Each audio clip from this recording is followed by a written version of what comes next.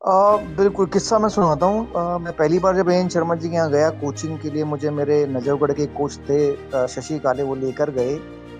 तो उन्होंने मुझे कहा कि ठीक है बेटा, आप कल से आ जाइए, मैं देख लूंगा आपको। तो पहले दिन मैं गया एएन शर्मा जी के पास। तो वहाँ पर 150-200 बच्चे आते थे प्रैक्टिस करने स्कूल में, हमारे जी ब्लॉक के, क्योंकि छुट्टियां चल रही थी। तो मैं खड़ा रहा 3 बजे के सेशन से लेकर शाम को 6, 6:30 जब तक धूप रहती है तब तक हमारी प्रैक्टिस होती थी। तो मुझे बैटिंग भी नहीं मिली, बॉलिंग नहीं मिली, फिर सबको फील्डिंग कराई, मैंने फील्डिंग की, बस्ता उठाया, घर चला गया। अगले दिन फिर आया, फिर वही प्रैक्टिस खत्म हो गई, फील्डिंग की, फील्डिंग करने के बाद बस्ता उठाया, घर चला गया। तो मैंने 3 दिन ऐसा किया। तो चौथे दिन मुझे उन्होंने बुलाया कि भाई वीरेंद्र सहवाग। मैं आया, मैंने कहा पैड करो। तो मैंने पैड किया, मैं बैटिंग करने घुसा और मैंने 3-4 बॉलें खेली, उन्होंने बाहर बुला लिया। तो मैंने कहा सर, मैं 3 दिन से तो लाइन में खड़ा था, सिर्फ फील्डिंग करके घर जा रहा था, चौथे दिन मुझे बैटिंग मिली, वो भी आपने 4-5 बॉलें खेलने को दी और मुझे बाहर बुला लिया। तो बोले कि बेटा, मैं पहले 3 दिन तो आपके पेशेंस चेक कर रहा था, क्योंकि यहाँ पर बच्चे आते हैं वो सिर्फ ना पति मेंढक होते हैं। वो छुट्टियों में आते हैं और चले जाते हैं, उनको एक दिन बैटिंग ना करा तो अगले दिन से वो आते नहीं। तो आपका वो टेस्ट तो आपने क्लियर कर लिया कि आपके अंदर पेशेंस है, तो आप क्रिकेट खेलना चाहते हो। दूसरी, मैंने आपको 4-5 गेंदे जो खेलते देखा, उसमें मुझे आपका टैलेंट पता चल गया कि आप बहुत अच्छे टैलेंटेड हो। तो मैं आपको एडमिशन दूंगा अपने स्कूल में, और आप कल से रेगुलर आइए, और कल से आपको पूरी बैटिंग बॉलिंग सब मिलेगी। तो ऐसे तो थे वो मेरे कोच एएन शर्मा जी की। पहले वो ऐसे टेस्ट लेते थे बच्चों का। तो उन्होंने टैलेंट तो मेरे अंदर देखा ही, बट उसके बाद मुझे सिखाया भी बहुत कुछ, क्रिकेट की बेसिक्स सिखाए, रन बनाने सिखाए, क्या और मैं कर सकता हूँ। कप्तान मुझे बनाया स्कूल टीम का, तो मैंने कप्तान बनकर अपने स्कूल को जिताया भी बहुत। तो कॉन्फिडेंस दिया। और मेरे पास उस समय अच्छे बैट खरीदने के लिए पैसे नहीं होते थे, तो वो स्कूल के फंड से बैट खरीद के मुझे देते थे। तो वाह। वो बहुत फायदा हुआ मुझे कि उस समय एक एसएस का बैट आता था जो विव रिचर्ड के नाम से बड़ा फेमस था, वो जी। 900 रुपए का था। तो वो 900 रुपए हम मेरे जैसे गरीब बच्चों को ना, गरीब तो नहीं कहूंगा, मेरी फैमिली तो अमीर थी, बट हमको नहीं मिलते थे पैसे बच्चों को। हाँ।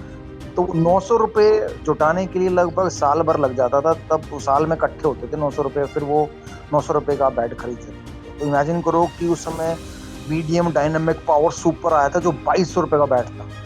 तो जहाँ आपको 900 रुपए एक साल लगता था जोड़ जोड़ के इकट्ठे करके खरीदने में, वहीं 2200 रुपए का बैट तो आपको 3 साल कम से कम लगेंगे। तो आप सोच भी नहीं सकते कि वो बैट खरीद। जी। बट क्योंकि स्कूल के अच्छे खिलाड़ियों में मैं एक होता था, कप्तान भी था, तो सर स्कूल के प्रिंसिपल से कुछ फंड निकलवा के वो स्कूल की टीम के लिए बैट खरीदते थे, सामान खरीदते थे। तो उसमें वो बैट ले आते थे, डायनेमिक पावर सुपर या एसएस का विव रिचर्ड, और वो बैट से फिर मुझे मिल जाता था और वो मैं खेलता था। वाह।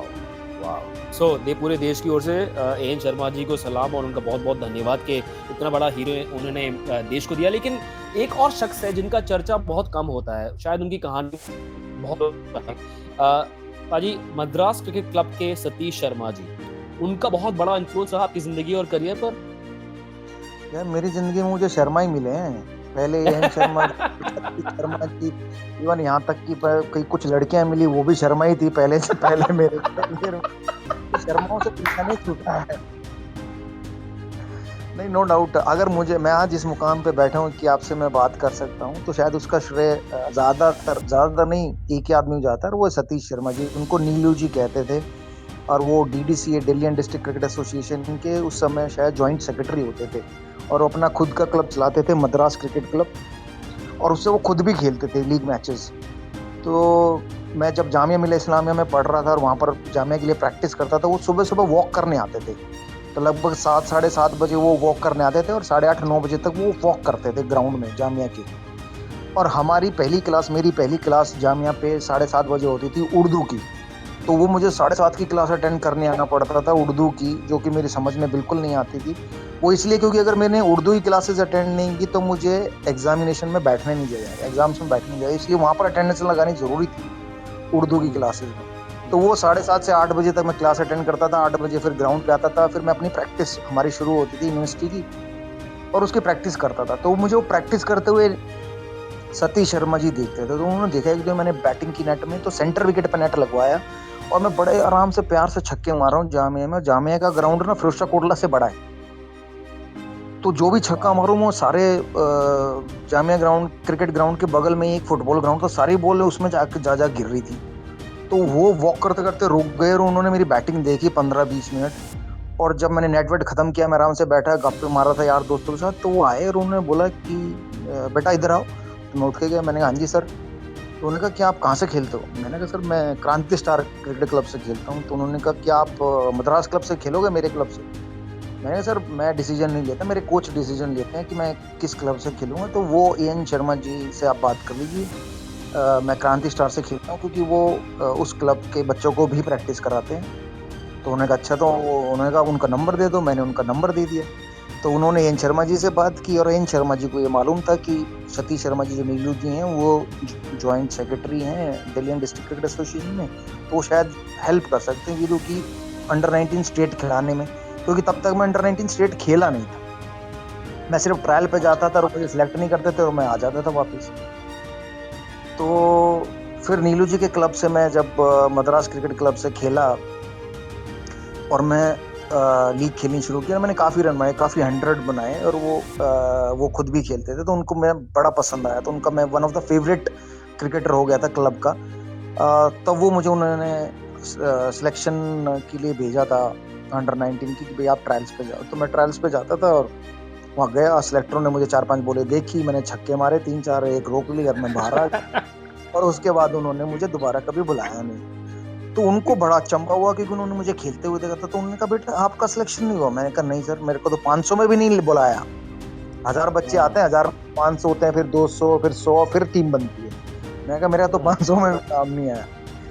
तो उन्होंने कहा अच्छा। तो उन्होंने क्या किया, जब दिल्ली अंडर 19 स्टेट की टीम अनाउंस हो गई और टीम बन गई, तो उन्होंने कहा कि भाई एक मैच आप ना फ्रेंडली मैच खेलो टीम को प्रैक्टिस कराने के लिए, कि जामिया मिलिया इस्लामिया टीम के साथ जामिया ग्राउंड पे, वो जामिया ऑर्गेनाइज करेगा।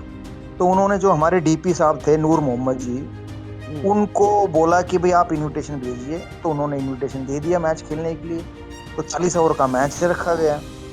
तो वो मैच में उन्होंने क्या किया, सिलेक्टरों को, सेक्रेटरी को, प्रेसिडेंट को, सबको वहां पर जामिया पे ब्रेकफास्ट के लिए बुलाया, क्योंकि जामिया का ब्रेकफास्ट अच्छा, वो नारी वारी मिलती थी, वो सब खाते थे, वो मटन और वो सब अच्छा बनता था।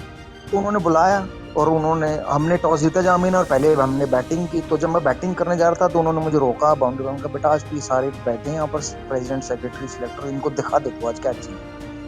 मैं अंदर बैटिंग करने गया। मैं 40 ओवर के मैच में 156 और नॉट आउट बनाए, और मैंने 17 छक्के मारे और एक भी छक्का नहीं किया। और उसके बाद वो प्रेसिडेंट, सेक्रेटरी, सिलेक्टरों को बुला के पूछ रहे हैं, शील मेहरा जी सिलेक्टर थे जो अब नहीं रहे, चेयरमैन थे, तो उनको पूछा कि आपने इस बच्चे को क्यों नहीं सिलेक्ट किया? तो उन्होंने कहा ये आया नहीं। मैंने कहा सर मैं आया था, जब 1000 बच्चे आए थे तो मैं भी उसमें एक था, बट उसके बाद मुझे बुलाया नहीं, तो फिर मैं गया नहीं। तो एक मैच के बाद जब दोबारा टीम बनी तो फिर मुझे अंडर 19 की दिल्ली टीम में डाला गया। तो अगर शायद सतीश नहीं होते, या वो मुझे खेलते और नहीं देखते, या मुझे अपने क्लब से नहीं खिलाते, या वो मैच ऑर्गेनाइज नहीं करवाते, तो शायद मैं चैट नहीं कर रहा था आपके साथ बैठ के।